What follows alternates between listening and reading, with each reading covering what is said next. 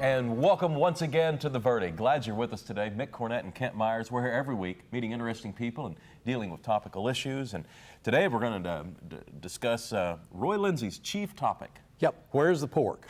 Roy Lindsey is Executive Director of the Oklahoma Pork Council, and we wanted to do this show because the pork industry is very significant in Oklahoma, perhaps a lot more than perhaps some of our Oklahoma City or Tulsa residents may realize, our viewers.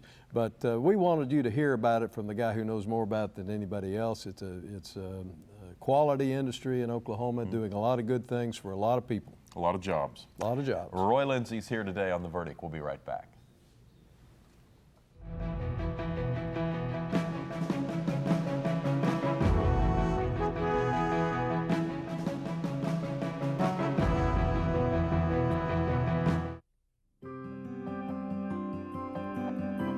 A greener planet, cleaner air, a healthy economy, national security, a smaller deficit and a stronger dollar, green jobs, better jobs, energy independence, warmth and light and transportation. The reasons Chesapeake champions natural gas include your children and grandchildren, your community and its economy, its schools, roads, and charities. More hope for the future. More confidence in the direction of our nation. The need for energy that's clean, affordable, abundant, and very American. These are the reasons Chesapeake champions natural gas every day.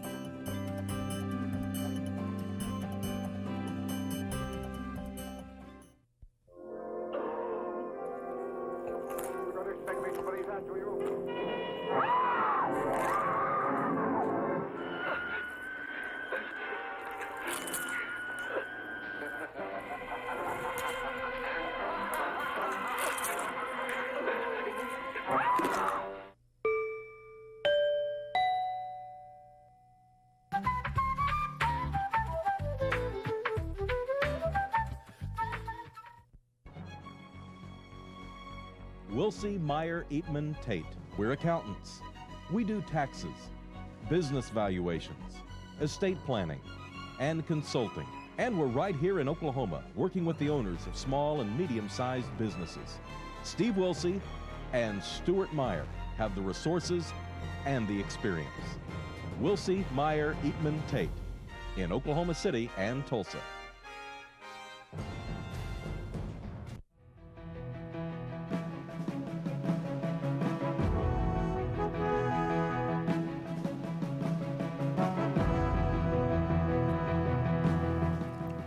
Welcome back to the set of The Verdict. Mick Cornett with Kent Myers, and Kent's going to introduce today's guest. We're really pleased today to welcome Roy Lee Lindsey to our show. Roy is Executive Director of the Oklahoma Pork Council, has been for about 11 years. He's a native of Cordell, Oklahoma, born in Stillwater, but grew up in Cordell. His dad was in the farm implement business for many, many years. He did his undergraduate work at Oklahoma State University and in ag education, and got a master's degree in ag education as well. He did some county extension work. He joined the Oklahoma Pork Council in 1998. Roy Lee, we're sure glad you joined us here on The Verdict. Thank you. We got a lot to ask you about. Sure. Well, the state fair is recently completed in both Tulsa and Oklahoma City. How did that go for you guys? It was a good fair again. The Oklahoma City Fair was, I think, very good this year. I've been in Tulsa since the Oklahoma City Fair ended, so I never saw what the final attendance numbers were, but I think they were good. Our sales were up at our booth about 15%, so I think that translates into more attendance. What do you attribute that to? Just more people just coming around? Well, you know, some folks said that the economy said I can't go on vacation this year, so maybe folks stayed around and didn't go on vacation and had some money to go to the fair instead. We had beautiful weather, and that always helps because Tulsa was cursed a little bit with not having good weather for its fair. I think for the first time in all the years that I can remember, it rained so much on Thursday night last week in Tulsa that essentially the fair closed early. Yeah. And you just never see a state fair close early, but there was no one left on the fairgrounds at 7:30 on Thursday night due to the rain and the weather. And so weather can be a blessing and it can be a curse when you're doing events like that that are almost exclusively outdoors. And it was the Pork Chop Shop? was the pork chop shop selling pork chop sandwiches. And That's hard to say. It is if you get in a hurry, yes. And we did pork chop sandwiches, we do pulled pork sandwiches, fresh ground pork burgers. Those are the three staples that we use here at Oklahoma City. And in Tulsa, we have a little bigger kitchen and can add some French fries and breakfast and things like that in Tulsa. But we'll sell, I haven't got the final numbers from Tulsa yet because it closed last night, but we're looking at close to 10,000 pork chop sandwiches over a 3.5-week run at the two state fairs. So, That's terrific. Well, tell us about the Oklahoma Pork Council. What is it? What's its mission? sure. The Oklahoma Pork Council is a producer organization. We're a membership group. We represent pork producers across the state, whether they're the largest, whether they're the smallest. It doesn't matter to us. We look out for the interests of those producers. That's everything from trying to get grocery stores to sell more product, promote product, get restaurants to add it to menus so that it'll be a feature that you might see when you go into order, as well as representing them on public advocacy issues, whether that's at the state capitol and the nation's capital, doing programs like this to try to answer questions about our industry and educate the public. And then we also have a role to educate producers and provide them with educational tools so that they can do a better job raising their animals. What is it you want people to know? What's the education aspect of it? Well, when you look at the pork industry here in Oklahoma, most folks would think if you ask them what the largest ag industry is in the state, most folks would guess cattle, and they'd be right. Mm-hmm. But if you ask them what was number two, it kind of depends on the year and what revenue is, but the pork industry will be second a great number of years.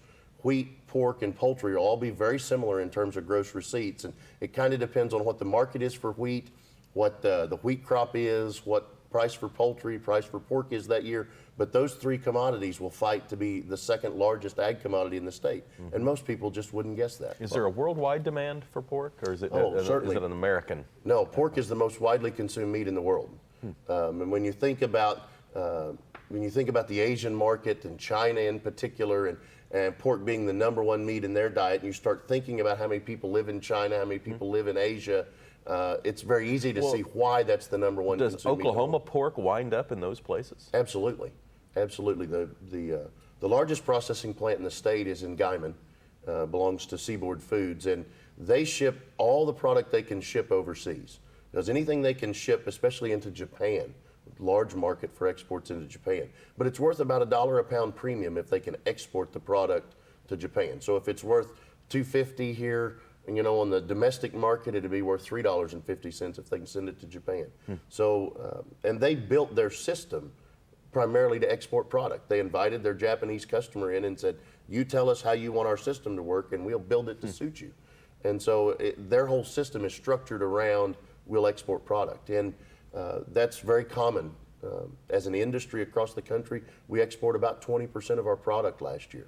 So very dependent on our foreign markets to keep the price of product up.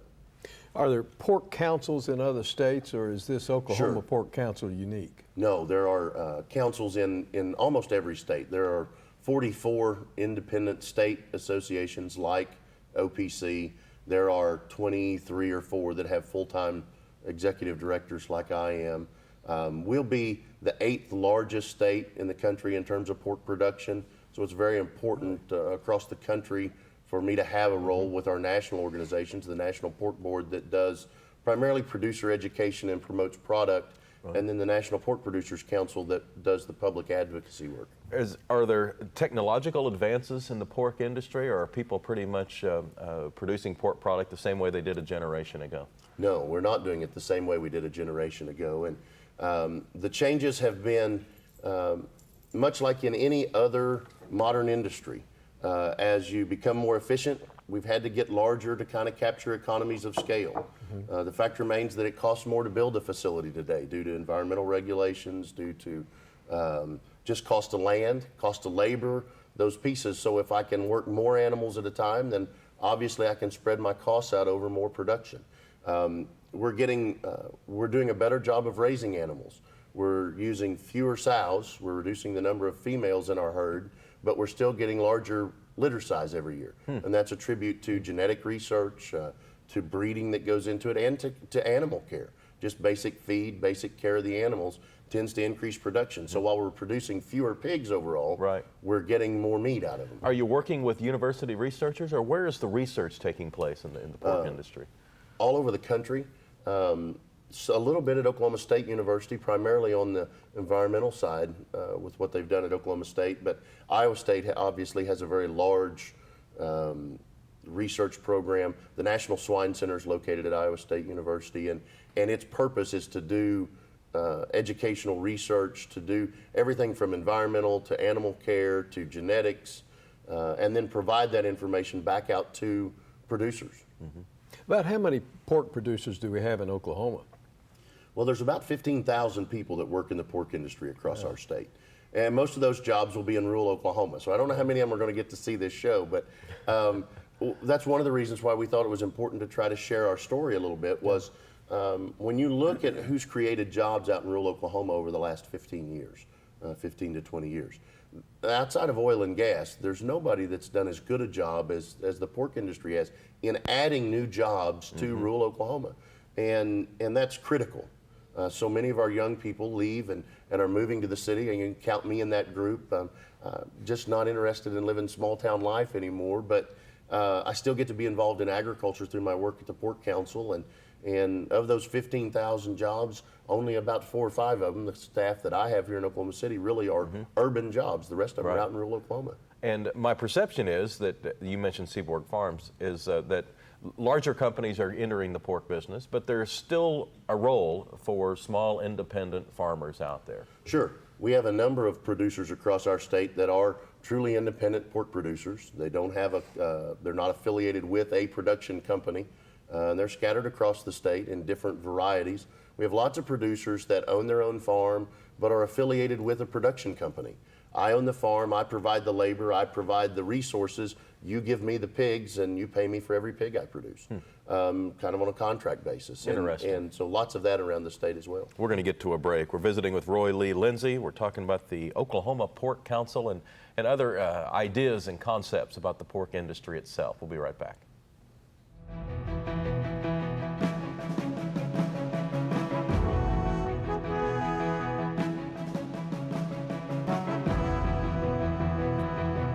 Most of the artwork that I produce is with colored pencil and watercolor. The subject matter that I use is, of course, Chickasaw. Most of my themes revolve around family and really that foundation that has been a part of Chickasaw life since ancient times. The Chickasaw Nation is a matriarchal society. You've got one lady, she's probably the oldest member of the family, that everybody goes to and that everybody reveres. That is something that every woman can look forward to in the Chickasaw Nation because they are extremely important in the family. Maybe one day I will be a matriarch. I think this is probably the secret to the success of our government, is that we still have maintained that idea that family is the most important thing and that we must minister to the family first, and then all other things will fall into place. Home values are down in some states, but not in Oklahoma. Oklahoma's home values have increased 4.2% during the past 12 months. Unlike some states where home values have decreased as much as 20%. Good thing you're in Oklahoma. There may be real estate problems in some states, but there has never been a better time than now to buy or sell a home in Oklahoma. One of the most affordable states in the country, Oklahomans are buying and selling homes every day, and an Oklahoma realtor can show you how. Good thing you're in Oklahoma. Okiwani is an Indian name for a place where children play. When we obtained the camp, we found a lot of oil debris left in the woods. We saw a commercial about how the oil and natural gas industry cleans up old oil well sites. We called the OERB, and they agreed to remove tons of concrete and steel. It didn't cost us a thing. Thousands of children have left their footprints on this land. Thanks to the oil and gas industry, they will for a long time to come.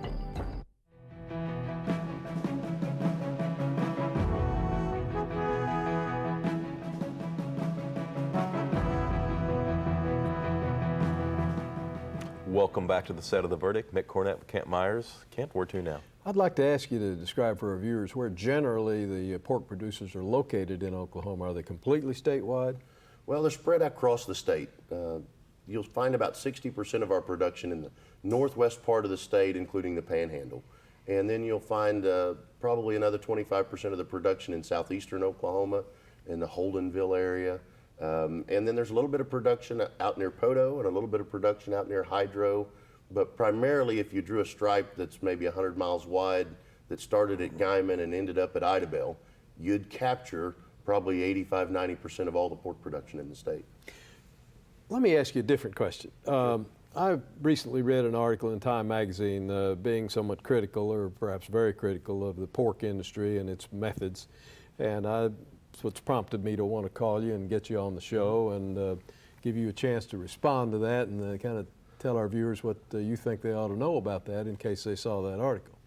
Well, it was a very critical article, and unfortunately it was a very one-sided article. And one of the things that I think is important to note is that the author of the article, Mr. Walsh, did a number of ag interviews with Ag Radio, et cetera, after that article came out. And they asked him, why is this article so one-sided? And one of the things that he shared with them that I thought was just contrary to everything I studied in ag communications, ag journalism at Oklahoma State, was that this piece was designed to be one-sided, and they put it on the cover of Time magazine. They presented it like it was a news story, and he made the comment that that was Time magazine's focus today, was to influence public opinion. It wasn't to be a news magazine any longer. And so I thought that was very telling that, you know, people pick it up thinking it's a news magazine and I'm going to read what's happening in the world today. And maybe they need to be a little more, take what they read with a little more of a grain of salt, because it wasn't a balanced story. He had interviewed folks at the National Pork Producers Council to get input on what happens in the pork industry today and why we use the production practices we do, and yet that stuff never ended up in the story. There are a number of things that we do as an industry today that are contrary to what Mr. Walsh was presenting. First of all, the pork industry was the first of the livestock production groups to come up with a quality assurance program that our producers adopted. And we've been doing the pork quality assurance program for more than 20 years.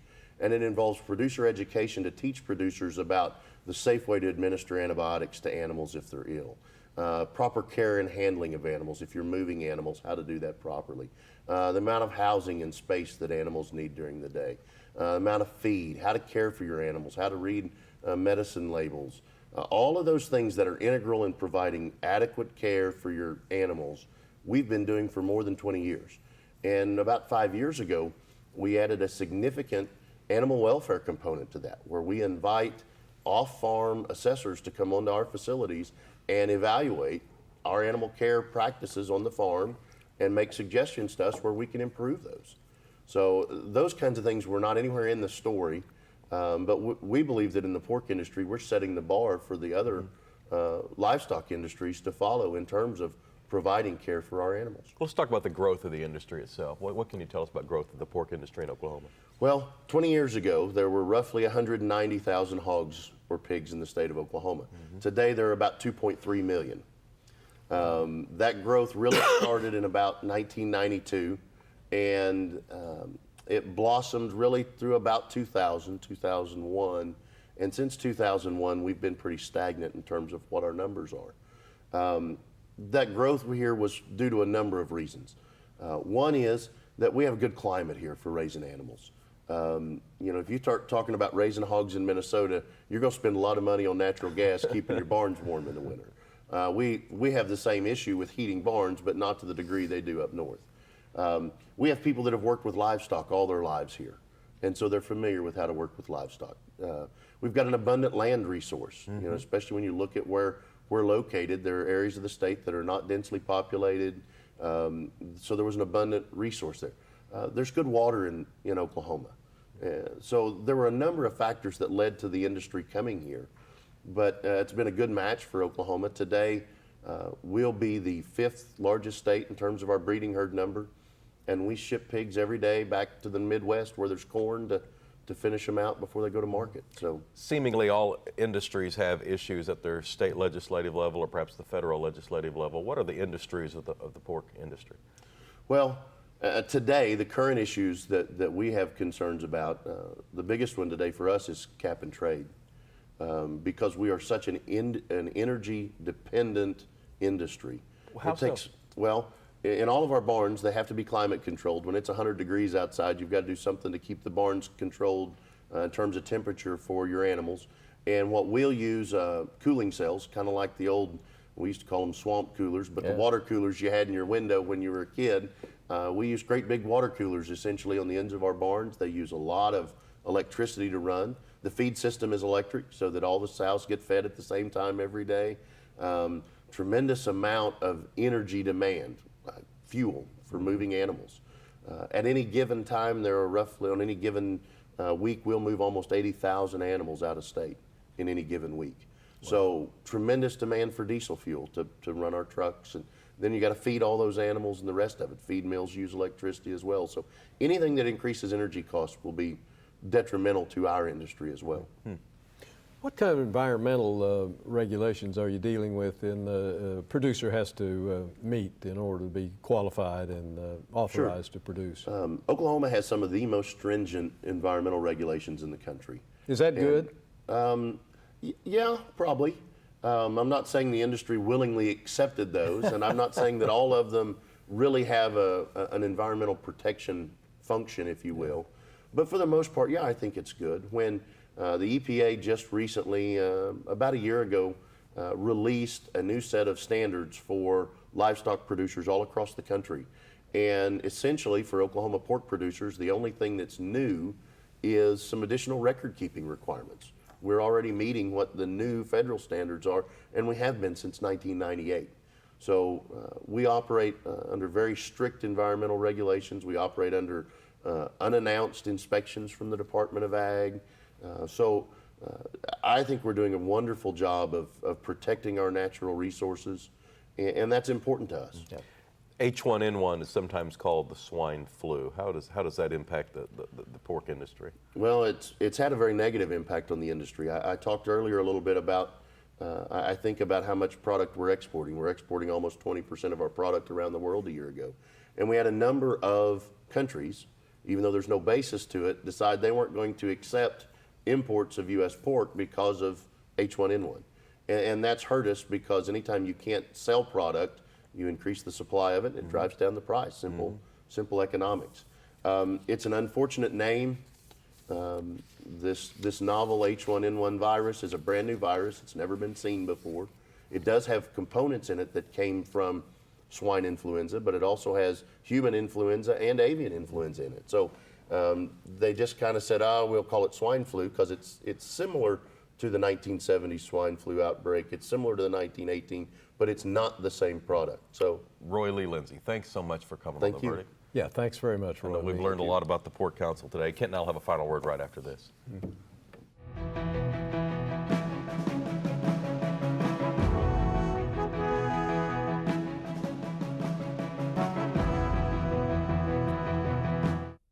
It's time to meet the new people in power. The people responsible for our energy future. It's you. It's me. All of us together. From now on, we're the people in power. OG&E will supply the power. It's how we apply the power that counts. We've got to use electricity smarter, wiser, cleaner, better. So we've got to be informed, equipped, prepared, committed. From now on. Look, nobody wants to waste energy. Nobody wants to build new power plants. Nobody wants to pay more for electricity. But nobody wants to give up their way of life. We don't have to. If we just use positive energy together. I'll take advantage of off-peak hours. That means cutting energy use from 1 to 7 every day. Every day. I'm going to sign up for more and more wind power. We'll take advantage of the high-tech tools coming soon from OG&E. OG&E can't do it alone. It's you and OG&E working together. Find dozens of ways you can help at OGE.com. A positive energy future is in our power. Together.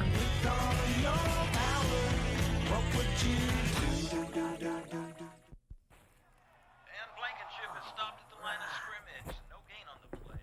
Leaving it 4th and 7 on the Tiger 46-yard line. 38 seconds on the clock. The Tigers have no choice but to go for it. Wiggins had to do the kicking. Here's the snap. And the kick is away.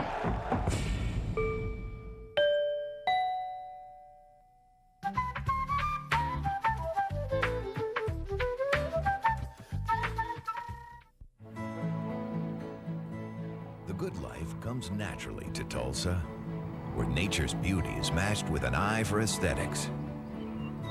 A legacy of neighborhoods graced with lawns and landscaping and handsome homes. A place that seems to have patented an ideal lifestyle. Bank First is loyal to the quality of life Tulsa assures its citizens, to the priority placed on education, culture, and growth.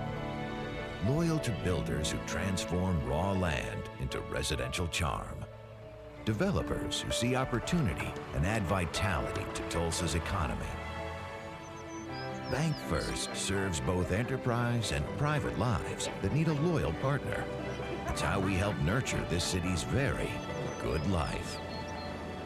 Bank First. Loyal to Oklahoma. Loyal to you. The Journal-Record is pleased to be a sponsor of The Verdict. The Journal-Record, since 1903, the best source of Oklahoma business news and legal information. And for almost 30 years, Oklahoma political, government, and business leaders have turned to the McCarville Report for accurate, reliable, inside information. Visit the McCarville Report online.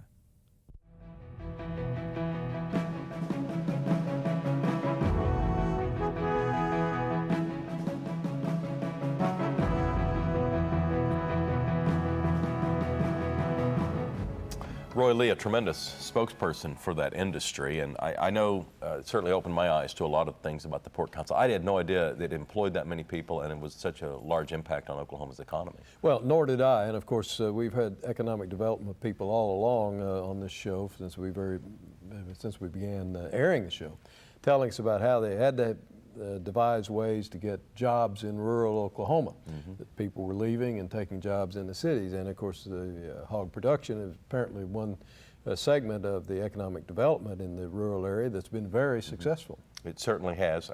I'm sure you learned a lot about today's show, but if you'd like to learn more, you can go to their website. It's okpork.org, or go to our website and tell us about a show that you'd like to see on an upcoming edition of The Verdict. Our website is theverdict.tv. For Kent Myers, I'm Mick Cornett. So glad you decided to join us this morning. We'll see you next time on an edition of The Verdict. So long.